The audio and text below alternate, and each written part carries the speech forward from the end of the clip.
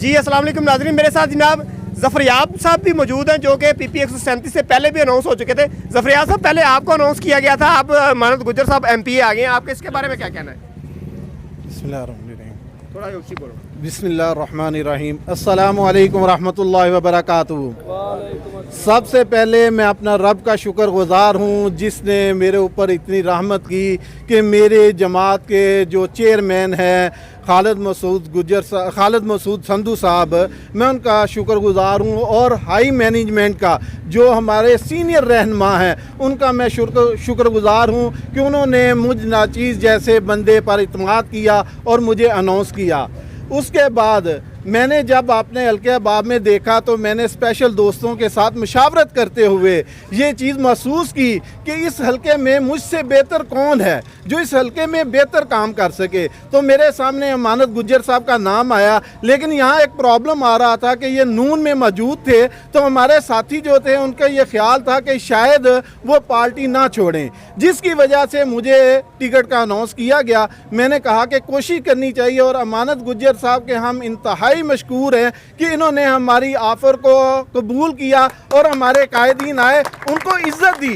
Basically इज्जत हमें नहीं दी, इन्होंने मुझे इज्जत नहीं दी, इन्होंने जमात को इज्जत दी है। अल्लाह रब्बुल इज्जत का शुक्र अदा करता हूँ मैं कि मुझसे बेहतर कैंडिडेट यहाँ आया है। मैं इस चीज़ पे फ़ख्र से ये बात कर सकता हूँ, अहले इलाका के लोग मुझे इतना नहीं जानते जितना कि अमानत गुज्जर साहब को जानते हैं, लेकिन मैं अपनी जमात का साथ साथ ये भी शुक्रिया अदा करना चाहता हूँ, उन्होंने मेरे ऊपर इत्मीनान करते हुए मुझे एक और ज़िम्मेदारी दे दी है, वो इंटरनेशनल है। उन्होंने मुझे कहा है क्योंकि आपका बैरूनी मुल्कों में बहुत आना जाना है, हमारे मुल्क के लिए जमात के लिए पॉलिसी बनाएं कि हम छोटे लोग जो हैं, कम आमदनी वाले लोग हैं, उनके लिए बाहर के मुल्क में कैसे वसाइल पैदा कर सकते हैं, हमें कौन से काम करने चाहिए जिसके लिए ये छोटे लोग कम आमदनी वाले जो बेहतर रोज़गार तलाश कर सके और बिजनेस की तरफ जा सकें। ये मुझे नई ज़िम्मेदारी दी गई है। अल्लाह की तौफीक से, अल्लाह ने जितनी मुझे तौफीक दी है उसके मुताबिक मैं जमात के लिए और पाकिस्तान के लिए काम करूँगा।